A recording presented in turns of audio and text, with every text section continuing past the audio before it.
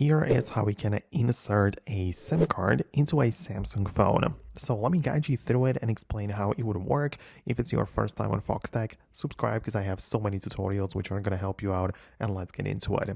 So I am referring to the actual physical insertion of the SIM card.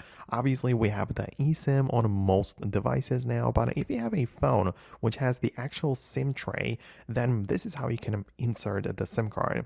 So first of all, look around your phone and pay attention to this little area, which is also indicated by the dot on the side, right? So you can see that if you just look around your phone, you should be able to see it right there. And you can see that when the dot is in there, that is the place where we need to take out the SIM slot, right? So you need to use something like the SIM eject tool.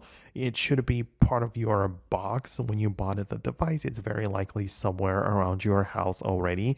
But interestingly enough, when I tried to use the one which was part of my iPhone box, I just tried to use it, but it didn't do anything. It was just too short, right? So that's kind of interesting. You should probably use the one specific to your device, or use something like this, which is a piece of stationery which I bought. And if I expanded this paper clip, I can also push it inside of the hole, and it also takes out the slot for the SIM card. It of course depends on the type of device and exactly how it works, but in my case, the SIM slot is kind of large because it can actually contain two physical SIM cards and also one SD card. So you can see it's kind of very long in here, and if I have a SIM card ready, I need to put it into the correct place. So you can see that those two similar ones next to each other are essentially for the SIM card. It is the nano SIM card, so the smallest one available,